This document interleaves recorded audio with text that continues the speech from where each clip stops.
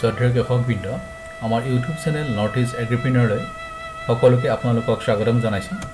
North east এগ্ৰিপ্ৰেনিয়ৰ হৈছে বহনক্ষম কৃষিকাৰ্য, যিটো ছাষ্টেইনেবল এগ্ৰিকালচাৰ বুলি যথেষ্ট প্ৰচাৰ লাভ কৰিছে। তাৰ বাবে প্ৰয়োজনীয় তথ্যপাতি তথা উপদেশ দিবৰ বাবে গঠন কৰা এটা পৰামৰ্শ গোট। আৰু আমাৰ মুখ্য উদ্দেশ্য হৈছে আমাৰ শিক্ষিত যুৱ প্ৰজন্মক কৃষিকাৰ্যৰ প্ৰতি আগ্ৰহী কৰি কৃষিক উদ্যোগ হিচাপে গ্ৰহণ কৰিবলৈ সহযোগ কৰা।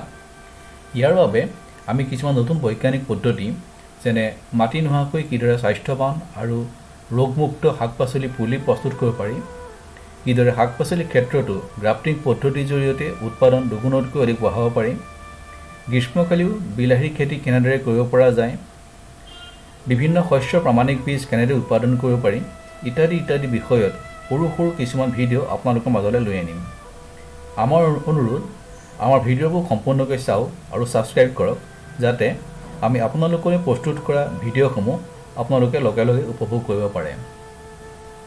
প্ৰিয় কৃষক বন্ধুসকল, আপোনালোকে নিশ্চয় অভিজ্ঞতাৰ পৰা লক্ষ্য কৰিছে যে অধিক উৎপাদনৰ বাবে সৰ্বাধিক গুৰুত্বপূৰ্ণ বিষয়টোৱে হৈছে আমি ব্যৱহাৰ কৰা বীজ বা পুলিসমূহ। ভিডিঅ'টোত আপোনালোকে নিশ্চয় লক্ষ্য কৰিছে যে বাওঁহাতে থকা আলু খেতিডৰা, য'ত কিছুমান নাম নজনা আৰু থলুৱাভাৱে উপলব্ধ আলুৰ গুটি ব্যৱহাৰ কৰা হৈছিলে, অন্যহাতে সোঁফালে উন্নত আলুৰ বীজ কুপ্ৰি জ্যোতি ব্যৱহাৰ কৰা হৈছিলে। বাওঁফালে হোৱা আলুডৰাৰ উৎপাদন আছিলে 6.5 টন প্ৰতি হেক্টৰত আৰু সোঁফালে খেতিডৰাৰ উৎপাদন আছিলে 21 টন প্ৰতি হেক্টৰত। এই খেতিটো কৰা হৈছিলে 2019-20 চনত মাজুলীত। ইয়ে প্ৰমাণ কৰে যে কৃষিকাৰ্যৰ বাবে উন্নত বীজ বা পুলিৰ আৱশ্যকতা কিমান। আজি আমি আলোচনা কৰিব বিচাৰিছোঁ কিদৰে শাক পাচলিৰ স্বাস্থ্যৱান আৰু নিৰোগী পুলি উৎপাদন কৰিব পাৰি। সাধাৰণতে আমি শাক পাচলিৰ পুলি উৎপাদন কৰিবৰ বাবে খেতিপথাৰৰ এডোখৰ মাটি বাছনি কৰি তাতেই আমাৰ আৱশ্যকীয় শাক পাচলিৰ পুলি উৎপাদন কৰোঁ। এনেদৰে পুলি উৎপাদন কৰোঁতে বীজ সিঁচাৰ লগে লগে বীজসমূহ মাটিত থকা পোক পতংগ আৰু জীৱাণুৰ সংস্পৰ্শলৈ আহে। ফলত বীজতলীত সুস্থ যেন দেখা পুলিবোৰো পূৰ্ণ পথাৰত বিভিন্ন পোক পতংগ বা বীজাণুৰ দ্বাৰা আক্ৰান্ত হয় আৰু কৃষকৰ শ্ৰম অথলে যায়। ইয়াৰ পৰিৱৰ্তে যদি অধিক আমি বীজসমূহ মাটিৰ সংস্পৰ্শলৈ আহিবলৈ নিদি কৃত্ৰিমভাৱে প্ৰস্তুত কৰা মাধ্যমত পুলি উৎপাদন কৰোঁ, তেতিয়া পুলিবোৰ নিৰোগী হ'ব আৰু স্বাস্থ্যৱান হ'ব। তাৰ বাবে আমাক কিছুমান উপাদানৰ আৱশ্যক হ'ব, যেনে পাৰলাইট, কক'পিট, ভাৰ্মিকুলাইট, প্লাষ্টিক ট্ৰে আৰু বিশেষকৈ ইণ্ডি এগ্ৰোৰ দ্বাৰা উৎপাদন কৰা গ্ৰ' মেজিক এডভান্স। প্লাষ্টিক ট্ৰেবিলাক ব্যৱহাৰ কৰাৰ সময়ত আমি মন কৰিব লাগিব যে আমাৰ প্ৰয়োজন কি।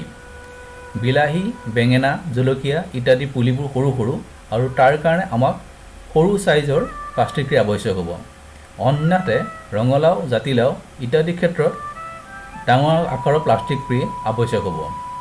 ইণ্ডি এগ্ৰ' যিটো গ্ৰ' মেজিক এডভান্সৰ কথা কোৱা হৈছে, এইটো সুস্বাস্থ্যৱান পুলিৰ কাৰণে অত্যন্ত আৱশ্যক, কাৰণ পুলিবোৰ বৃদ্ধিৰ বাবে আৱশ্যকীয় কিছুমান জৈৱ যৌগৰ যোগান ধৰে, যাৰ কাৰণে পুলিবোৰ নিৰোগী হয়। বজাৰত যিহেতু সহজলভ্য নহয়, গতিকে আগ্ৰহী কৃষকসকলে আমাৰ লগত যোগাযোগ কৰিলে এইবিলাক পোৱাৰ ক্ষেত্ৰত আমি ব্যৱস্থা কৰি দিব পাৰোঁ।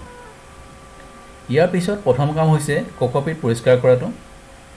তাৰ বাবে প্ৰথমতে কক'পিটখিনি আগদিনাখন ডাঙৰ বাল্টি এটাত সম্পূৰ্ণকৈ তিয়াই থ'ব লাগে। পিছদিনাখন কক'পিটখিনি ভালদৰে ধুই ৰ'দত শুকুৱাই তাৰ লগত বাকী উপাদানসমূহ যেনে ভাৰ্মিকুলাইট, পাৰলাইট আৰু গ্ৰ' মেজিক এডভান্স ভালদৰে মিহলাব লাগে। গ্ৰ' মেজিক এডভান্স মাত্ৰ 1 গ্ৰাম প্ৰতি কিলোগ্ৰাম হিচাপতে ব্যৱহাৰ কৰা হয়। সেইকাৰণে প্ৰথমে আৱশ্যকীয় গ্ৰ' মেজিক এডভান্সখিনি 1 বা 2 মুঠি শুকান কক'পিটৰ লগত মিহলাই ল'ব লাগে।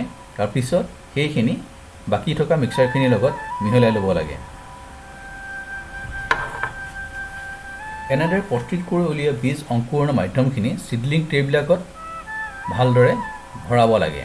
এনেদৰে মন কৰিবলগীয়া কথাটো হৈছে যে কোনো ধৰণৰ হেঁচা প্ৰয়োগ কৰা নহয় আৰু যোনখিনি মাধ্যম থাকে সেইখিনি যাতে টান হৈ নাযায়।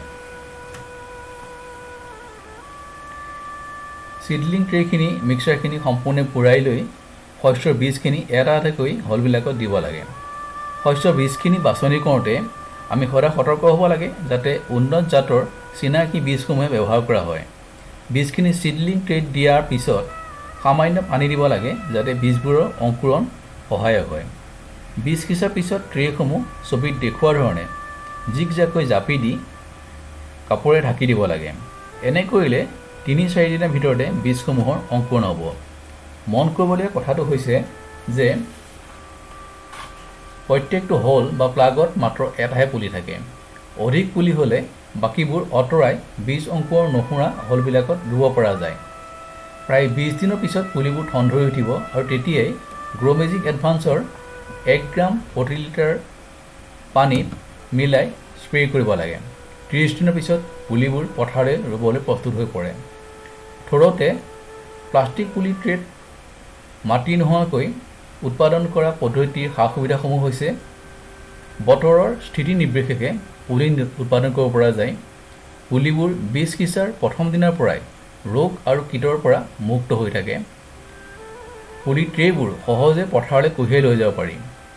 সংৰোপণৰ সময়ত যিহেতু পুলিবোৰৰ শিপাৰ কোনো ক্ষতি নহয়, মূল পথাৰত মৃত্যুৰ হাৰ ১%তকৈও কম হয়। কৃষক বন্ধুসকল, সৰু ভিডিঅ' এটাত প্ৰয়োজনীয় সকলো কথা আলোচনা কৰিব পৰা সম্ভৱ নহয়। সেয়েহে আগ্ৰহী কৃষকসকলে বিভিন্ন কাৰিকৰী পৰামৰ্শৰ বাবে আমাৰ 6000603517 নম্বৰত যোগাযোগ কৰিব পাৰে। উচ্চ মানদণ্ডৰ বীজ, পুলি উৎপাদন কৰা ট্ৰে, বিভিন্ন জৈৱ কৃষিযোগ্য পাৰলাইট আদিৰ বাবে 9435595313 যোগাযোগ কৰিব পাৰে। কৃষক বন্ধুসকল, পুনৰ এটা অনুৰোধ, আমাৰ ভিডিঅ'বিলাক লাইক আৰু ছাবস্ক্ৰাইব কৰক যাতে আমি আমাৰ লক্ষ্যৰ প্ৰতি আগুৱাই যাব পাৰোঁ। ধন্যবাদ।